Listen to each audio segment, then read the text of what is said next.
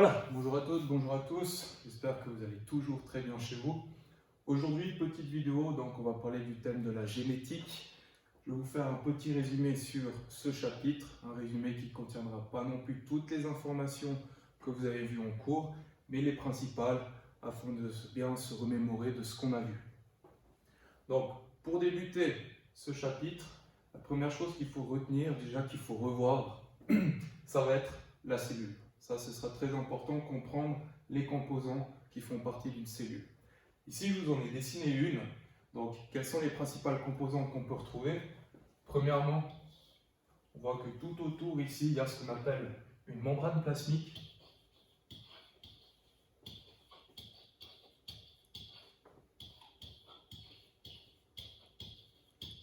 Et cette membrane plasmique, elle va entourer la cellule. Elle va servir comme une frontière. D'accord? Elle va filtrer qu'est-ce qui peut rentrer, qu'est-ce qui peut sortir, un peu comme notre peau, justement, pour notre corps. Ça va justement protéger la cellule. À l'intérieur de cette cellule, ici, je vais dessiner un élément qui est très important. Et cet élément-là qui contient cette espèce de fil à l'intérieur, c'est ce qu'on appelle le noyau de la cellule. À l'intérieur de ce noyau, il y a ce qu'on appelle l'ADN. Et ça, on va le définir un peu plus tard, justement. Qu'est-ce que l'ADN, qu'est-ce que les gènes, etc. Il y a aussi une autre chose qu'on peut rajouter là-dedans, c'est qu'à l'intérieur de cette cellule, vu qu'on a dit qu'elle était entourée de membrane plasmique, il y a une espèce de liquide dans lequel ces petits organismes, ces petits compartiments, ils flottent à l'intérieur. Et ça, c'est le cytoplasme.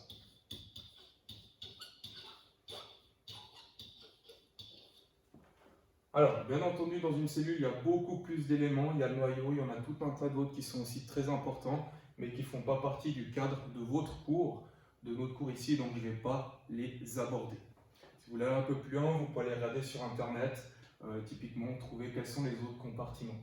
Mais nous, on a besoin de connaître ça, justement, pour pouvoir avancer dans notre chapitre de génétique. Voilà, petit récapitulatif, cette fois-ci c'est fait. On va pouvoir passer à la slide suivante. Ici, j'ai décidé de commencer avec quelques petites définitions, histoire de bien se remémorer. Qu'est-ce que l'ADN, qu'est-ce que les chromosomes, qu'est-ce que les gènes? Ça, c'est important à retenir. Donc, l'ADN. L'ADN, on avait vu qu'il était présent dans le noyau de la cellule. Ici, il se définit comme une double hélice. Vous vous souvenez, hein, comme dans les experts, on a cette espèce de double hélice. Et bien, cet ADN, c'est ce qui contient toute l'information génétique qui vous définit. Typiquement, si vous êtes grand, si vous avez des yeux bleus, des cheveux blancs, etc., des oreilles qui sont allongées, un nez plutôt grand ou gros, etc., tout ça, c'est des informations qui seront contenues dans l'ADN. On va même pouvoir aller plus loin encore. Les chromosomes, on en parle beaucoup, surtout dans la mitose. Et dans ce chapitre, comment est-ce qu'on peut définir les chromosomes? C'est un peu des petites structures qui sont composées d'ADN. C'est de l'ADN qui est sous une différente forme. Et on va voir pourquoi est-ce qu'ils ont décidé justement de changer de forme.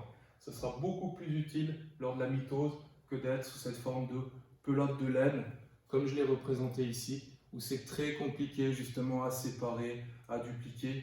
Dupliquer, ça veut dire doubler, etc. Donc l'ADN et les chromosomes, ici on a des petites définitions qui sont peut-être pas non plus optimales, mais pour nous c'est ce qui va nous permettre d'avancer dans le chapitre. Et enfin, on va pouvoir définir les gènes. Alors les gènes, ici, qu'est-ce qu'on peut dire sur eux? En fait, ils sont présents sur les chromosomes. Ils sont aussi présents sur l'ADN, mais j'ai décidé de dire qu'ils étaient présents sur les chromosomes. C'est des petits morceaux qui ça contient toute l'information qui vous sont transmises au niveau de l'hérédité, transmis par vos parents. Si votre père, par exemple, il avait les yeux bleus, vous avez aussi les yeux bleus, c'est très probable que ce sont justement les gènes de ton papa qui t'ont été transmis à toi. Et vice-versa pour la maman. On pourrait trouver toute une série d'exemples, comme dans les exercices que vous avez faits durant la semaine passée. Voilà pour ces petites définitions, le concept d'ADN, de chromosomes et de gènes qu'il faut justement bien comprendre et à retenir. Et maintenant, on attaque dans le vif du sujet, donc la mitose. Pas de souci à avoir, pas de panique. Hein. Petit résumé ici, il va être assez clair justement. Donc la mitose, qu'est-ce que c'est? Premièrement, la mitose, on peut l'appeler aussi sous un autre nom, c'est ce qu'on appelle la division cellulaire. Division cellulaire, ça va donc nous dire qu'on a une cellule, elle va se diviser, on va avoir deux cellules. Voilà ce que c'est. Ça se passe où? En fait, ça se passe dans toutes les cellules, presque toutes les cellules. On va voir un cas particulier en fin de chapitre, mais vous pouvez vous dire que dans les milliards et les milliards de cellules qui composent notre corps humain, toutes vont faire, pratiquement toutes, une division cellulaire, qui vont passer par le processus de mitose. Alors, sa fonction, la mitose, vous allez me dire, à quoi ça sert? La mitose, c'est très important. Parce que sans la mitose, vous ne pourrez tout simplement pas grandir. Donc, première des fonctions, ça va être la croissance. Un exemple parlant pour ça, vous voyez par exemple un bébé, un petit, d'accord, il fait à peu près, on va dire, une cinquantaine de centimètres. Comment cet individu de 50 cm devient après, à l'âge adulte, quelqu'un qui mesure 1m70, 1m80, voire 1m90? Il faut rajouter de la masse, il faut rajouter des cellules. Et par quel processus? Ça va être celui de la mitose. Il y a la croissance. Il y a aussi la réparation. Je pense que vous toutes et vous tous comme moi, vous avez déjà eu ce petit épisode dans la vie où vous avez manipulé un couteau, quelque chose de tranchant, et puis vous vous êtes coupé.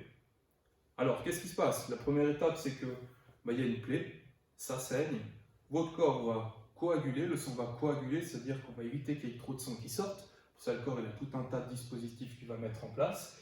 Et ensuite, il va y avoir une croûte qui va se former. Et puis après cette croûte, vous allez voir justement qu'il va y avoir une nouvelle peau qui va apparaître. Et cette nouvelle peau, elle ne vient pas de nulle part. Elle vient de ce processus de la mitose. Une nouvelle peau est créée. La peau, l'épiderme, les cellules de l'épiderme sont toutes des cellules qui peuvent être créées avec cette fameuse division cellulaire. Donc juste avec ces deux exemples, on comprend bien pourquoi la division cellulaire et la mitose, c'est quelque chose de très important. Ici, je vous ai schématisé le processus. En gros, qu'est-ce qui se passe dans les cellules qui sont en mitose, qui rentrent en mitose, pour avoir une cellule et en obtenir deux autres? Alors, première chose que j'ai dessinée ici, c'est une cellule avec ce cercle et puis deux chromosomes à l'intérieur. Un bleu, un rouge pour qu'on distingue bien justement la différence entre les deux. Il y a ce qu'on appelle la réplication de l'ADN. Répliquer l'ADN, ça veut dire quoi ici?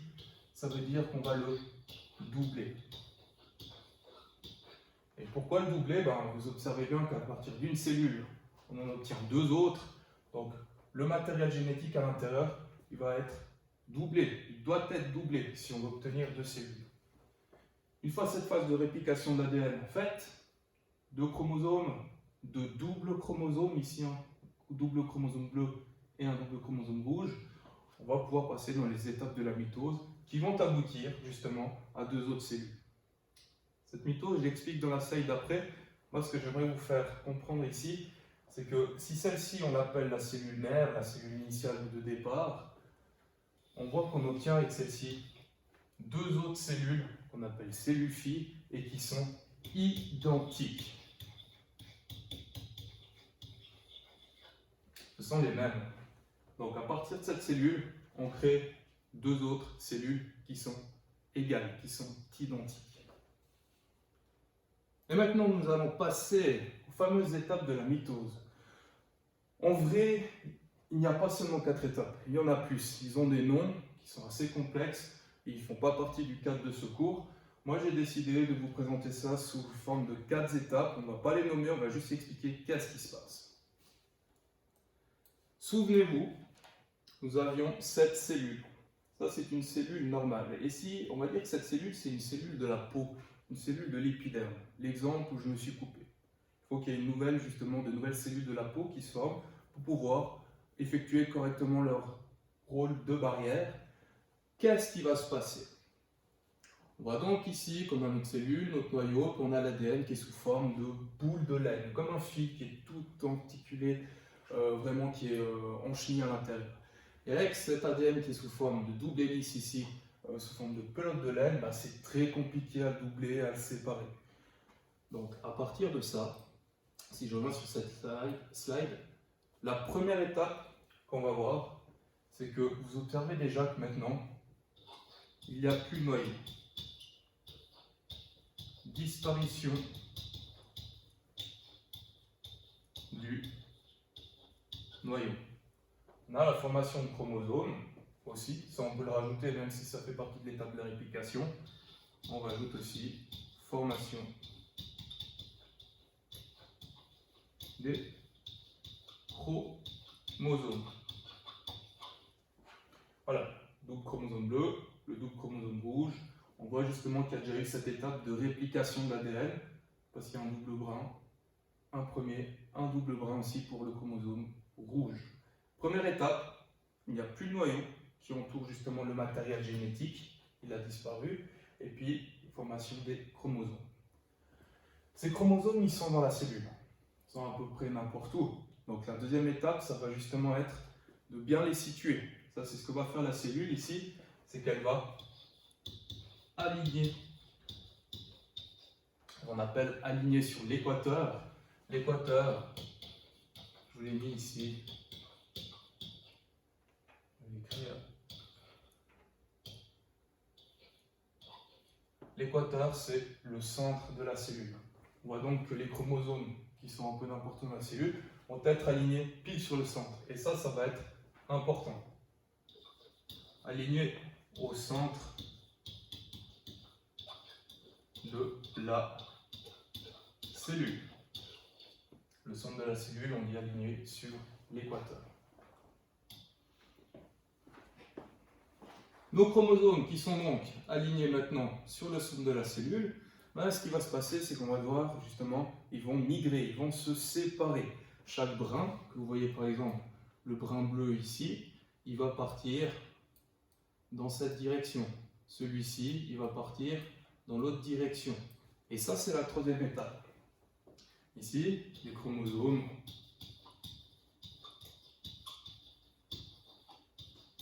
vont migrer aux extrémités de la cellule. C'est ce qu'on appelle migrer au pôle de la cellule, à chaque pôle de la cellule, à chaque extrémité de la cellule. On voit donc que ces chromosomes, ils sont en train de se séparer et vont de chaque côté. Ça, c'est l'étape numéro 3, et puis enfin, on arrive dans la quatrième et dernière étape. Alors là, je vous ai mis justement décomposer un peu plus pour vraiment bien le comprendre. Je pense que vous le voyez très clairement. Si je vous dis qu'est-ce qui se passe, quelle est la différence entre ça et ça, vous allez me dire tous que la cellule est en train de se scinder, de se couper en deux. Et donc, c'est ce qu'il fallait marquer ici. Étape numéro 4, la cellule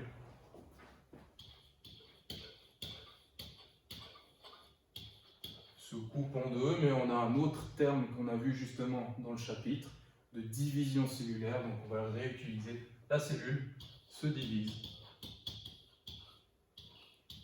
en deux. Et donc c'est pour ça qu'on aboutit justement à cette dernière étape, là l'étape numéro 4, la cellule qui se divise en deux, et puis on voit aussi qu'il y a à nouveau la formation du noyau, plus reformation du noyau. Et le noyau ici, je vous l'ai mis, il y en a un là, et même chose de ce côté. Donc avec, si on résume, une cellule, on obtient à la fin deux cellules qui sont totalement identiques grâce à ces 4 étapes que je vous ai mis ici. 1, 2, 3, 4. Plus le noyau dans l'étape 1, il y a la formation des chromosomes. Étape 2, les chromosomes s'alignent sur l'équateur, sur le milieu de la cellule. Étape numéro 3, on voit que ces chromosomes se séparent, ils vont migrer de chaque côté de la cellule, de chaque pôle de la cellule. Et l'étape numéro 4, la cellule se divise en deux autres cellules, avec la reformation du noyau. Voilà comment se passe le processus de mitose.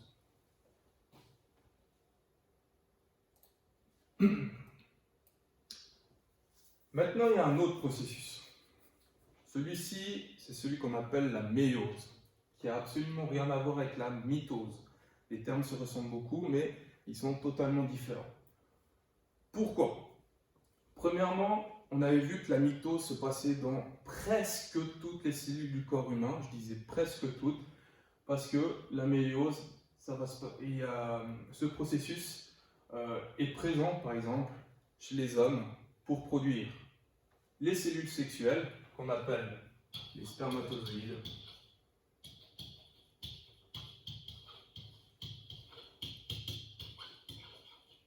Donc ça c'est chez les hommes. Et puis chez les femmes, ça va être le processus qui va produire les ovules.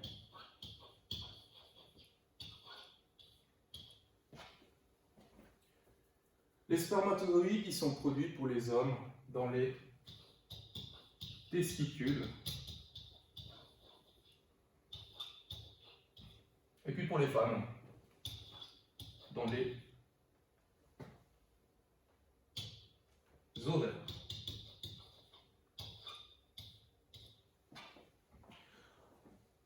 Alors, on avait vu et puis on avait dit que la mitose et la méiose étaient totalement différentes. La mitose, ça se passait dans toutes les cellules du corps humain, à l'exception des cellules qu'on appelle sexuelles, des spermatozoïdes pour les hommes et des ovules pour les femmes.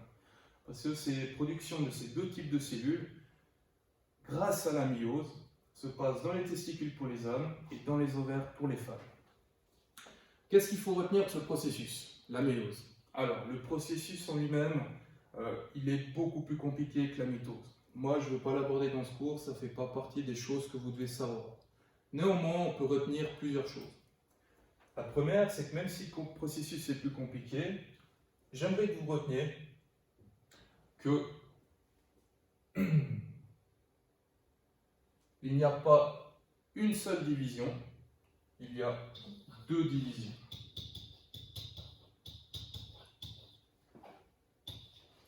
Je m'explique. Ici, on avait vu, par exemple, dans les étapes de la mitose, qu'on avait une cellule et qu'à la fin, cette cellule se divisait en deux, puis on aboutissait à deux autres cellules. Ce qui se passe avec la mitose, sans rentrer dans les détails, avec deux divisions, c'est qu'on a une cellule. Si on lui fait faire une première division, on va obtenir deux cellules, et si on fait faire une deuxième division, on obtient quatre cellules. Donc à partir d'une cellule, on obtient 4 cellules qui sont sexuelles. Ça, c'est la première chose que je voulais que vous reteniez. Et la deuxième chose, et ça, je vais le mettre en rouge, d'accord? Grâce au processus de méiose, c'est ce qui explique la diversité génétique, la diversité des individus. Pourquoi est-ce que moi, je suis différent par rapport à presque toute la population de la planète? Pourquoi est-ce que toi, derrière ton écran, tu es unique? Personne ne te ressemble. Même si c'est vrai que des fois, des sœurs peuvent se ressembler, mais principalement, tu es unique. Personne ne peut te ressembler. Ça, c'est expliqué par ce processus ici de double division, la méiose. Grâce à la méiose, on peut expliquer la diversité des individus. Tout le monde est différent. Et je vais terminer là-dessus, sur ce dernier schéma, où je vais vous montrer justement que méiose et mitose, comment les deux fonctionnent ensemble. Quelles sont justement les étapes, par quoi on commence et par quoi on aboutit. À votre gauche, vous avez justement un spermatozoïde. À droite, vous avez un ovule. Le spermatozoïde ici contient les informations de ton père. C'est une cellule sexuelle mâle qui est transmise justement, qui est donnée par le père. Et cette cellule sexuelle mâle, ce spermatozoïde, va rencontrer, va fusionner l'ovule de ta maman, puis cet ovule va contenir l'information à travers les gènes donc, de ta maman. Les deux vont fusionner. Voilà pourquoi toi, tu es un individu unique, tu as des informations qui sont sur les gènes, ce qui te caractérise, par exemple les traits physiques, par exemple les yeux bleus, la couleur des cheveux, on avait dit par exemple la taille du nez, des oreilles, les couleurs de la peau, etc. Toutes ces informations, ces traits qui peuvent être attribués, des traits physiques, sont sur les gènes. Une partie est donnée par ton père, une partie t'est donnée par ta mère. Les deux vont fusionner, ovule et spermatozoïde, et c'est ce qui va donner toi dans ton développement. Donc bien entendu, tu as l'étape justement où on a un fœtus, ça va devenir justement un bébé, un jeune, un adulte, etc. Ça, c'est fait justement grâce à la méiose. la production de cette cellule sexuelle mâle et la production cellule sexuelle femelle, donc féminine. Lorsque les deux se rencontrent, je vais le mettre en noir, ici, ils vont fusionner.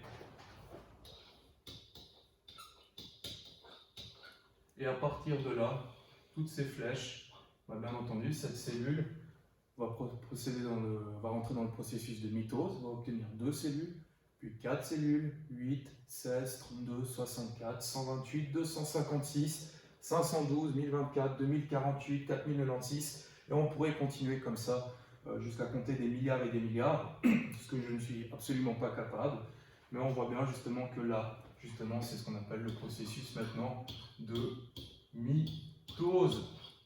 Ce processus de division cellulaire qui va faire que, partir d'une cellule, tu vas aboutir à toi. Tu vas justement grandir, tu vas croître, tu vas pouvoir te réparer, etc., etc. Et c'est ce qui fait que méiose et mitose, on a réussi à expliquer dans le schéma pourquoi les deux sont importants. Voilà, pour moi c'est terminé, c'était une petite vidéo, un petit cours justement sur qu'est-ce que sont les éléments importants de la cellule, ADN, gènes, chromosomes, comprendre justement la différence entre les trois, principalement les gènes qui justement peuvent être transmis par tes parents, ce sont tous les traits physiques comme je l'ai expliqué, le processus de la mitose, il faut le comprendre, vous l'avez ici, voilà, celui-ci avec celui-ci, les étapes. Et puis la méiose, la méiose c'est juste comprendre justement où est-ce que c'est produit, qu'est-ce que ça donne des cellules sexuelles qu'on a vues ici, et puis pourquoi c'est important. Principalement, moi ce que j'aimerais que vous reteniez c'est ceci. C'est grâce à la méiose qu'on arrive à cette diversité qui est incroyable parmi tous les individus de la planète, pratiquement aucun ne se ressemble. Même si dans quelques cas, il y a toujours des exceptions, mais vous êtes tous uniques. Votre ADN à vous est toujours différent de n'importe quel ADN que vous pouvez trouver. Voilà, si vous avez compris ça, pour moi c'est super. Je vous souhaite à tous une belle journée. À bientôt pour une prochaine vidéo. Bye bye.